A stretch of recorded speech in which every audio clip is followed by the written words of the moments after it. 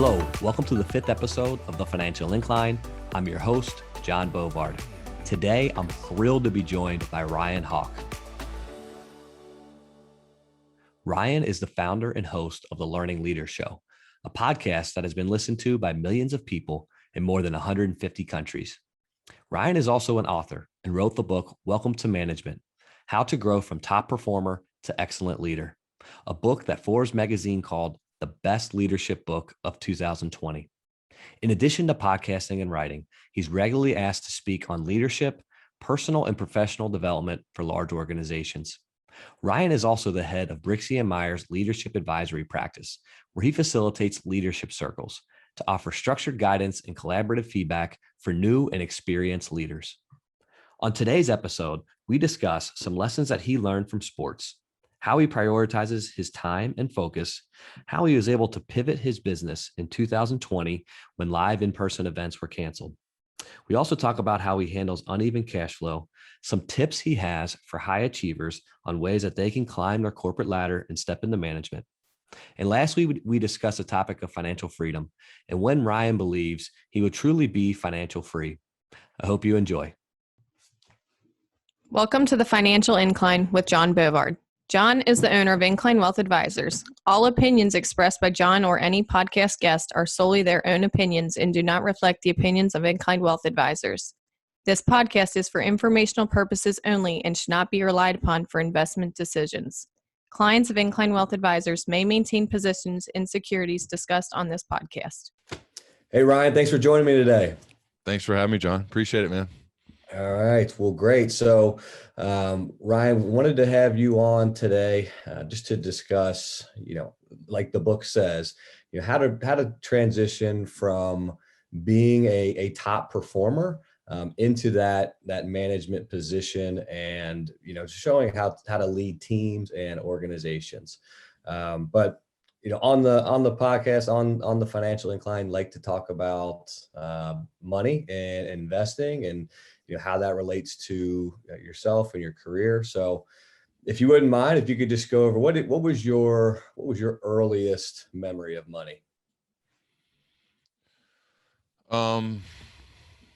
Earliest memory, probably when I got a car, I would say. So I was 16, but I'd have to think about that a little bit more, because we used to go door to door, my brother and I, and try to sell random stuff, candy or other things. And it's funny now to see my daughters do the same, to try to earn a few bucks. Like, can you buy me some blow pops?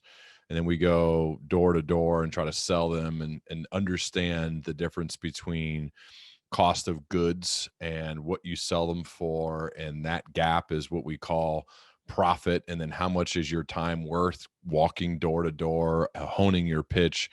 And that's how much you're kind of earning per hour. They particularly didn't like it when they had to pay me back the price of the goods. Kids they just want to keep it all.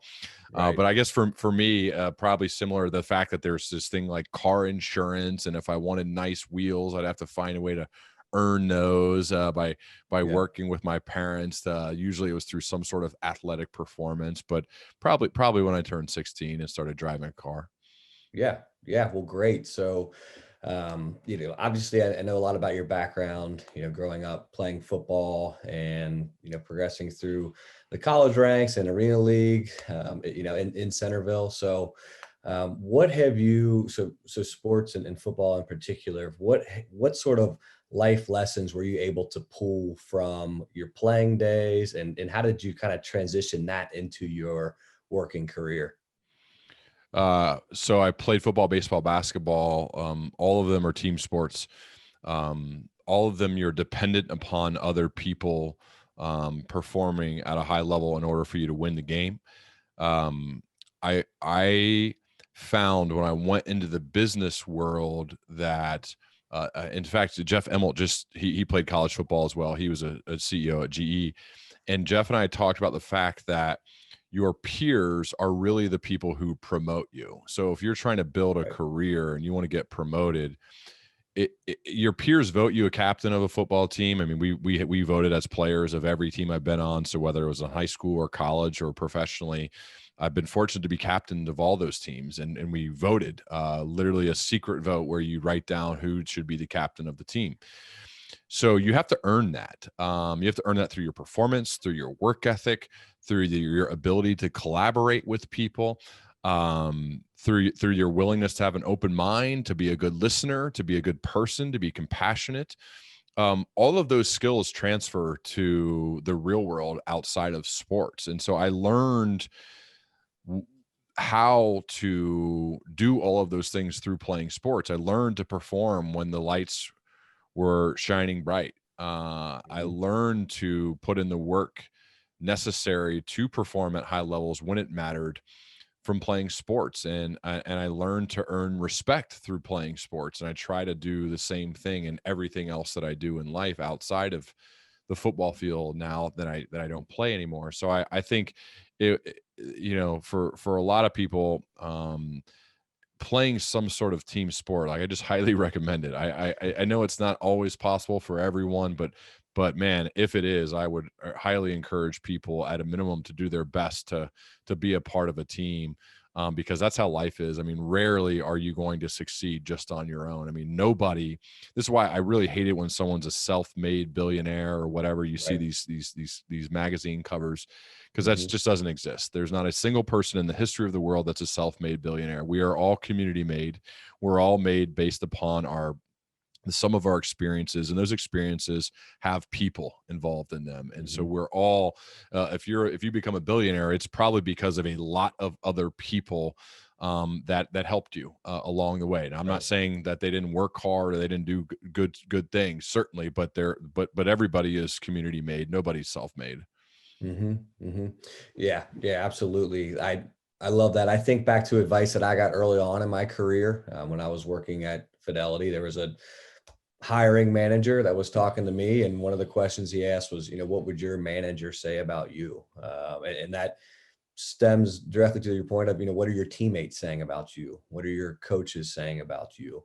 How do you conduct yourself in practices, in the locker room, in games? And I love that. So I read a little bit in your bio that you were challenging Ben Roethlisberger for some playing time. So what was that experience like? Kind of just that competition and putting in the daily work, and what did that teach you as well? Well, so I think it's good for people, especially at that age that I was when I was 18, 19, 20 years old. Ben and I are the same age. We play the same position, and we both chose to go to the same school at the exact same time. So we both went to Miami University out of high school, both pretty highly talented recruits. He was probably a little bit more highly talented than I was, even though he only started for one season. But that was a great season. He threw for 4,000 yards long before high school kids did that. Nobody had done that. Yeah.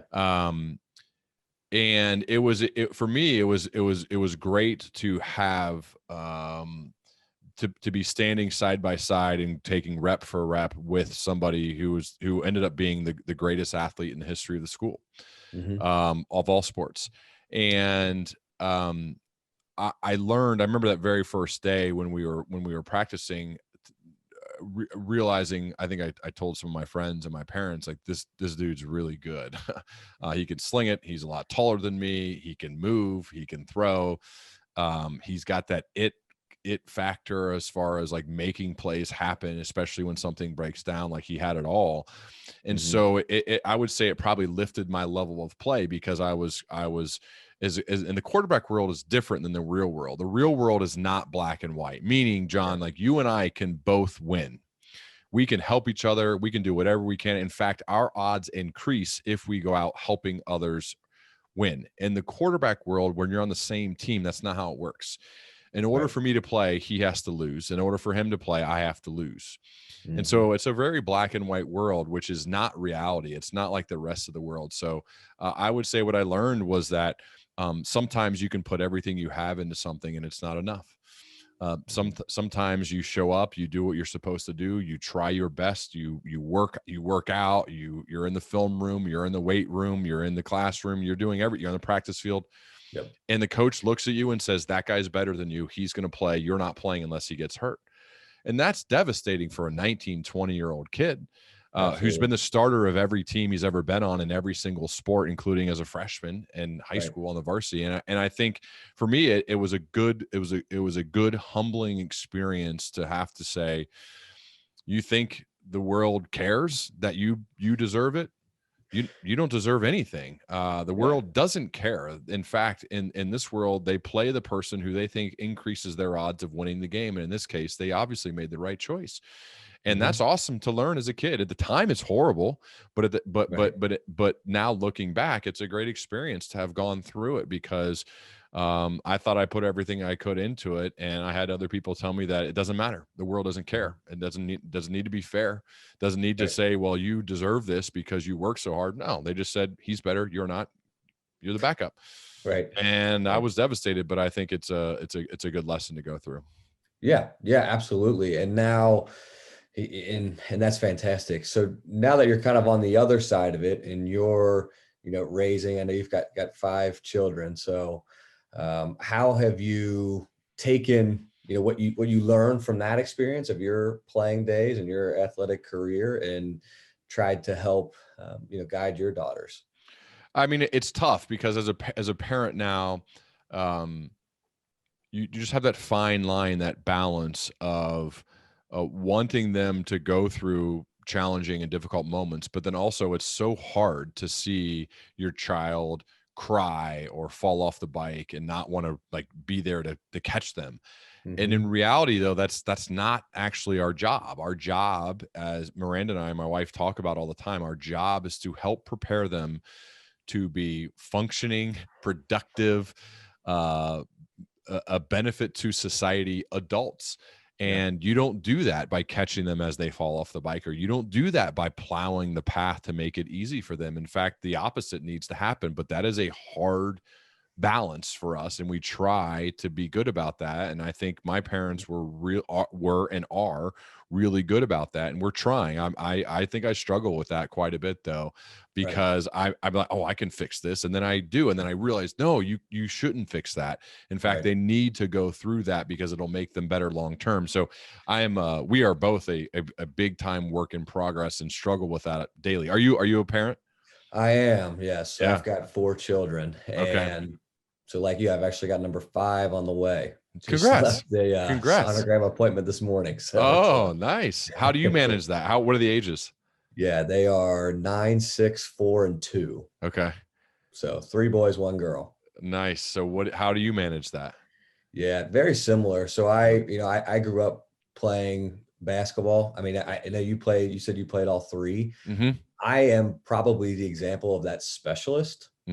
My older brothers, they didn't play sport. They swam in high school. And so my dad, when he saw that I had a passion for basketball, pushed all his chips in. I mean, I was 3 teams all year round basketball. And by 7th grade, I was focused just primarily on basketball. So, with my kids, and I've seen it with my oldest, because being in 3rd grade, he's really the only one that has had experience with, anything that would resemble competitive sports so far.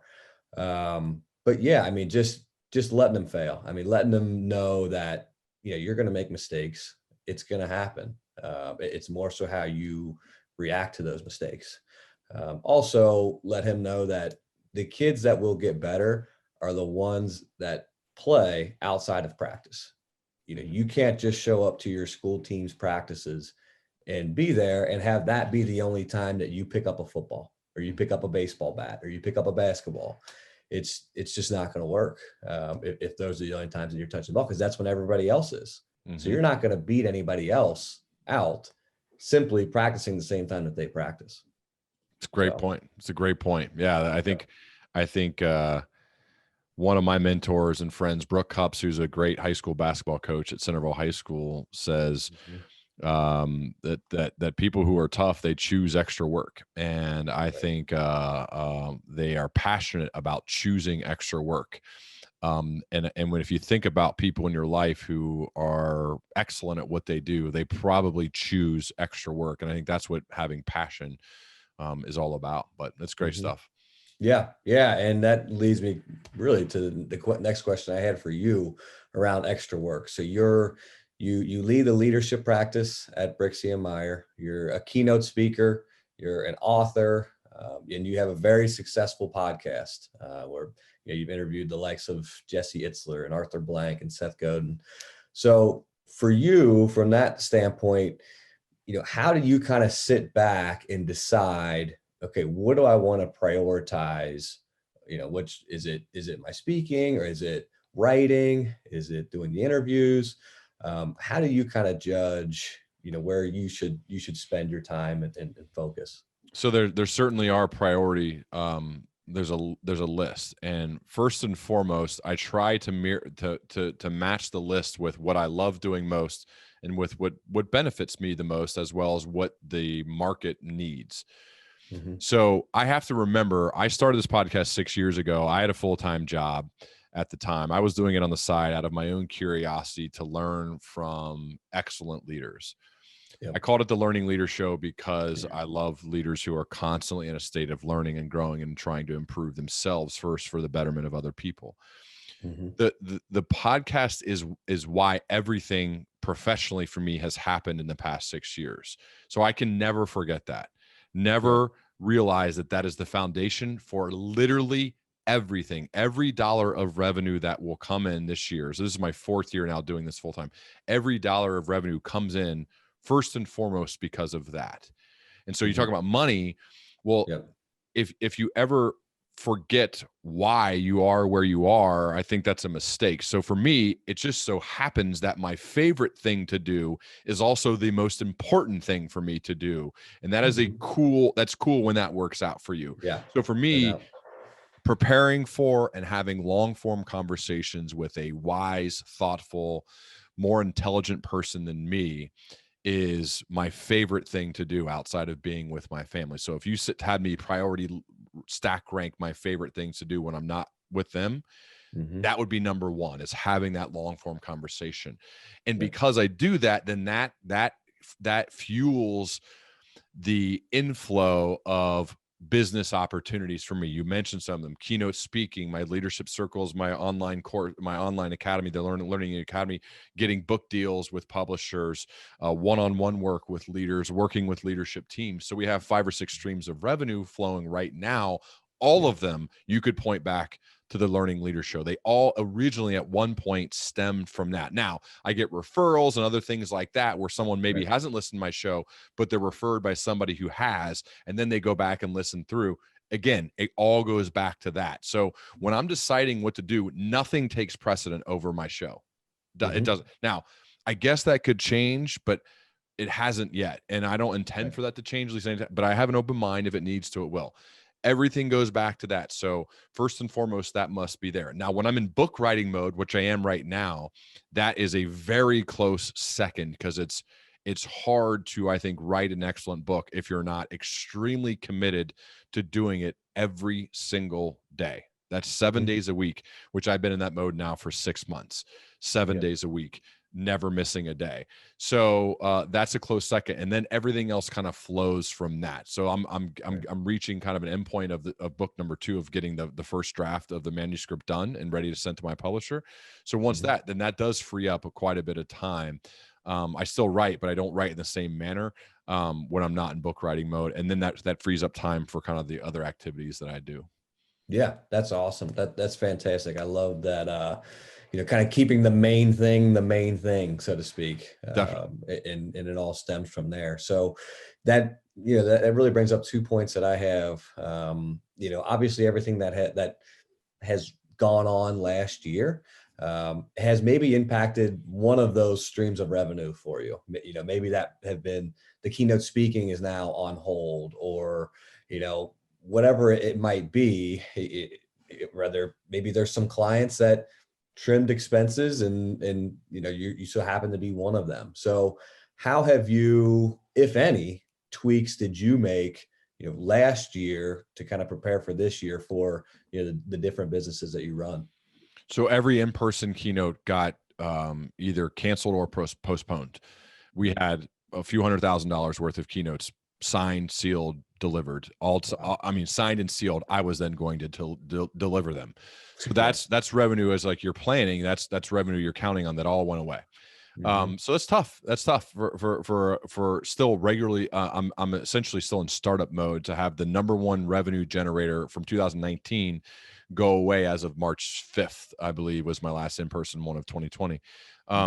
The good thing is people have an open mind and shifted some of those dollars to Zoom. So I learned, I did a lot on Zoom. What was, I would say was a key point for me though, John, is the fact that, so my leadership circle, since my listener base is all over the world, the people who apply and who I've accepted into my leadership circles are located everywhere. So I can't have those meetings in person because people live all over the place and we meet every 3 weeks. So I've been doing those on Zoom for 4 years. So I have a lot of practice, I understand how to utilize the technology really well so that I can give a compelling keynote over Zoom. It's different than when I'm in person. It's more interactive. It's more engaging. It's more asking questions and getting them going as well. So that still was there. So at the same time, or while that happened, I shifted a lot to that. I was able to recoup some of that and get new engagements with companies who now saw, like, for example, Dell was a big client I picked up last year. Yeah. And that stemmed from the fact that their leadership development program shifted to Zoom as opposed to flying people from all over the world to Texas like once every month. Instead, they started having their monthly meetings and saying, wait a second, we could do more. We're going to invest more in outside help and speakers and people to teach to our leaders. And we have more of the funds to do it now because we're not having all this travel expense. So Dell became a big client that remains a big client of mine right now because they've shifted how they've thought about teaching their team. So it's really neat. I think long term, my business will be far stronger from all of the pivots we had to make last year. And hopefully, I think, it was hard on a lot of people. It was hard on my work, but it ended up being, I think, a good thing long term, even though there was some short term pain. Yeah, absolutely. And that's those are great lessons for everybody. And I agree. It sounds like, if you can get through last year, and one of your posts you mentioned, you think keynote speaking is going to come back very, very strong this year. And oh yeah, and I agree. I agree with that as well. And hopefully in-person events in-person events in general. I mean, once we can do them safely, and some people are already doing them safely in smaller groups, but once we can do that, I mean, we're just built to connect and to be together. And yes, there will be a small subset of people who maybe never will be comfortable with that. But I think for the most part, people are itching to get back together, national sales meetings, leadership retreats, all the type of events that I usually speak at. I'm excited for them. I mean, I'm an optimist too, but I'm excited for them to come back very strong, and I'm ready and ready. And I have a number of them booked starting. I mean, we just did one last week, but I have a number of them booked here coming up here in the next few months. So I think the second half of the year could be pretty awesome for that. Yeah, that's great. That's fantastic. And so from kind of a personal finance perspective, it sounds like, a lot of your streams of income, they may be pretty lumpy. And then even, when you were kind of working your corporate jobs, if you're in sales, you may get a big commission check, and then you may go 6 months with, a smaller amount of income. So, and whether that be for you, if it's a pretty big speaking event, you get a big paycheck, and then, maybe things are a little bit smaller for the next couple of months. So how do you, what systems do you have in place, or planning do you have in place to kind of control or plan for that unpredictable cash flow? We like to have everything automated. Miranda and I have set amounts pulled automatically every month that go towards our savings. So we maximize 401ks, anything when it comes to IRAs, our 529 plans for college savings for we have 5 of those. And then our own just basic savings and checking account. So everything is pulled monthly on the 16th of every month, so that we know we're going to pay ourselves first. We're going to pay our future selves first, because as I've learned from studying Warren Buffett and Charlie Munger and many others, really, the only way to screw that up is to get in the way of compounding. So let that money compound over time. We're consistently buying in every single month on the 16th now for a decade. And we'll continue to do that. And the only thing that we tweak is we sit down and analyze, okay, how much more can we increase this to still be able to pay our bills? How much more can we save every month? My parents were very good about this. And when my dad turned 60, and now he's 4 years later from that, he does whatever he wants every day. Right. Building a house in Florida, playing golf every day, traveling with my mom, doing literally whatever they want. Now, I don't have any intention to retire because I'm doing my life's work, but I would like to be able to say no whenever I want. And if you build, I think, the financial freedom like my parents have built for themselves, they could have been driving really nice cars and buying a bigger house and instead they decided to be very diligent about how they saved so that they could have the freedom and flexibility to literally do whatever they want. And I think that's awesome. And I love it for them. I think it's kept them young and healthy and engaged. And it's exciting for us. So for us, we try to model our savings and our money management that way, regardless of the inflow. Now, if I do have a big month or two, and Miranda, my wife, works in sales, so she has some of those monster months as well, which is awesome. We just take that and just dump it in, make it an extra on top payment. Unless there's something pressing, like we need to build 2 years ago, we built a really cool outdoor, new pavers and landscaping and all that, because that we view that as an experiential gift. We can create experiences for our family by doing that. So whenever possible, if we are going to invest the money somewhere outside of the markets, it's going to be on experiences for our family, whether it's an awesome vacation house to go to for a week or two or something like that, to improve our home. That's how we try to approach it as well. But I've had to learn as I've grown up, and certainly my parents have been a big help with that. Yeah. That's fantastic, especially to the point of the, not interrupting the compounding. And you're right. I mean, by automating, that is the simplest way to grow wealth, over a long time horizon. And, a lot of the things, triggered in my mind, who was a guest of yours, Morgan Housel, what he says in his book, which is a great book. I'd recommend to a lot of people, as in the psychology of money, is, don't interrupt that compounding, make it automatic. And then I loved your points on financial freedom as well. So for you, do you plan to, and I say you're doing your life's work, do you ever plan to bring any of your children into the business or into some of the stuff that you're doing, or maybe something you could pass on to them? I mean, that's up to them. They're still young. I have no idea. I certainly want them. What we try to teach them is you can do whatever you want. Now it's really hard, and it takes time and effort to create something that people want to pay for. But by me leaving a corporate America job 3.5, almost 4 years ago, what it was saying was that is the path for most people, is that you get a job at a company, you get a good job at a company, and you keep moving your way up. That is a path. And if they want to take that, great. That's the path my dad took, and he did very well for himself. Right. To me, that just wasn't what I wanted to do.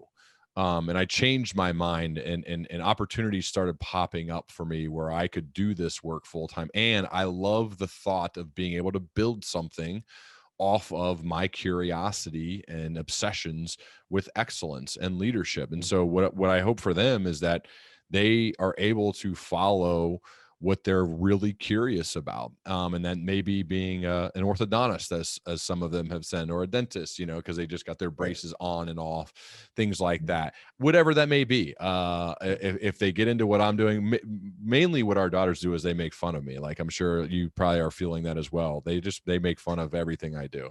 And that's a good thing. It keeps me grounded, keeps me humble. I hear my wife sometimes will hear them whisper to their friends about some of my YouTube videos or my books or whatever.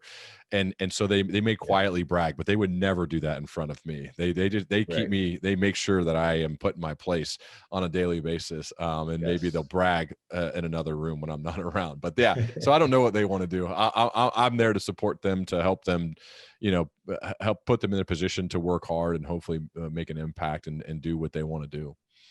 Yeah. I love that. And one of the things of launching my own wealth management firm is I've always had that in the back of my mind. Maybe my kids would want to eventually take this business over. And, right now when I bring that up to my oldest, he says, that would be so boring. Why would I want to do that? I'm going to be in the NFL. So I said, okay, all right, well, hopefully that works out for you, buddy. I'll try to help you as much as I can. Well, the one thing with kids though, I do, and I learned this from one of my mentors. I love kids to have these crazy dreams. I think they should. I think they should. I want them to have dreams that others may not think are realistic, but what's wrong with that? Like, there's nothing wrong. Like, hey, they'll learn at some point if they can or can't do it. Like, I wanted to play in the NFL too, and I worked like crazy to do it. I ended up earning a college scholarship, and it changed my life. Now, I didn't play in the NFL, but I wanted to. And I think having these crazy dreams that seem otherworldly are really good. And us as parents, we don't need to be the one to kill those dreams. Let's hey, great, go for it. Let's go. This is the work that it takes, and to support them. And then at some point, they'll figure out if they're not going to play in the NBA or NFL, whatever it may be. That's fine. That's fine. But let's let them figure that out on their own, and not us say like, oh, let's squash a dream before there's even, who knows? He may grow up and be an awesome player. Great. Let's not get in the way of the compounding effects it could have on him by trying to strive for a dream like that.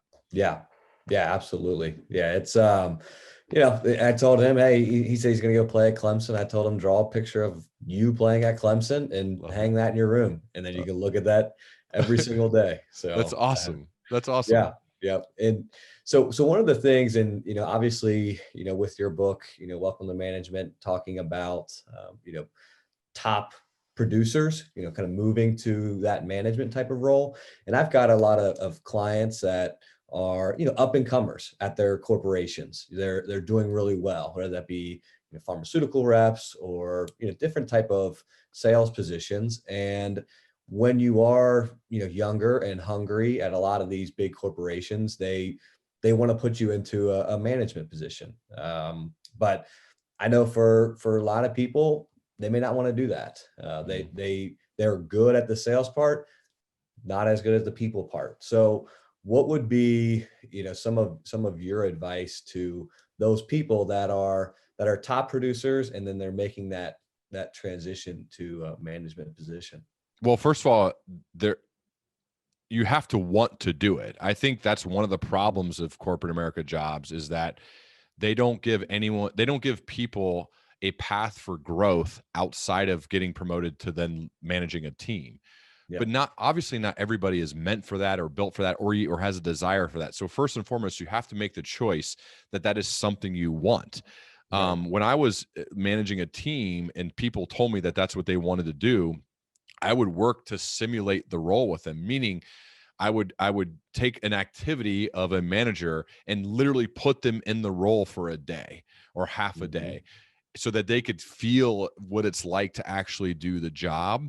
And then sometimes their mind might change. They may say like, oh, I really want to do this. Or they'd say, no, I don't want to do this. I want to stay in this lane over here. Then you have to create paths of growth for them that don't involve just going into management. But if you do choose to do that, know what you're getting into, work on the skills necessary to be good at the job long before you get it. This will also help you in the interview process. But if you need to run good meetings, communicate effectively, get up and give a 5-minute speech to your team, be inspiring, work on developing those skills long before you're going for that job, so that you're not, hopefully we can learn up to the point and not start the job and then start from a blank slate and learn from there. Let's be Right. learning the whole time, so that once you get the role, you're in a better position to do well earlier. And the reason that I wrote that, the focus on that one specific time in your career in my book, Welcome to Management, is because I was not good about taking ownership of my development leading up to that promotion. Now, I got promoted because of my performance, because of some of my leadership background as an athlete and all of that. And the person who was making the decision knew me really well. He knew me long before he got the job. All of that played a role, but I still wasn't necessarily ready, and that was my fault. And so my hope is to help other people get more ready for that, and then to do better at it once they get it. And so that's why I focused on that portion of your career for my first book. Yeah. Yeah. I love that. I love that. So, well, great. And, Ryan, last question. I know you've probably have to jump. So, you touched on this before, kind of that financial freedom piece, the ability to say no. So for you, and, obviously somebody that you're not working towards retirement, you could probably do what you're doing for as long as you possibly can. So is there a certain number in mind? Is there a number that you would want to have stashed away to where you feel like you're financially free? Is it more of a, number of jobs, or you build your business to a certain point? How would you kind of define what that goal of financial freedom is for you? It's really, for me, about only working with clients that I want to work with. Mhm. So what the freedom is the freedom to say no. So, and the clients I work with for the most part are, I'm very fortunate. And I'm able to say no a good amount now. So the freedom for me is just having a calendar that is essentially exactly what I want. My Mhm. burn certainly needs to be less than my income, and I need to be in a position to where the flow of revenue stream comes in at a much greater rate than what I'm spending and what I'm saving, so that we can feel comfortable for if something crazy happens, that we're fine. Mhm. But really, for me, it's just about working with people that I admire, that I look up to, that I'm excited to work with, and doing it within a schedule that excites me as well. If I'm just crazy overbooked, or I'm having to travel away from my family too much, or anything like that, I want to be able Mhm. to keep that at a minimum and keep the work that I'm most excited about at a maximum. And I think that's really what I'm continually shooting for. And when I do that, it seems that the money seems to follow, like the Bill Walsh, the score takes care of itself type way. So that's what I'm just always a work in progress towards doing that. Mhm. That's fantastic. So, Ryan, I've really enjoyed our time together today. I highly encourage anyone out there to get the book, get Welcome to Management, by Ryan Hawk, and obviously subscribe to the Learning Leader. But Ryan, where can people find you at? What's the best way to get in contact with you? The learningleader.com has everything. So you'll find everything that I have at learningleader.com. Everything I write, everything's for free on learningleader.com. And then you also see the other things that I do that we talked about here, whether it's the book, leadership circles, podcast, whatever it may be, is all there at learningleader.com. All right. Well, great. Ryan, I appreciate the time today. Thanks so Have much, a good John. one.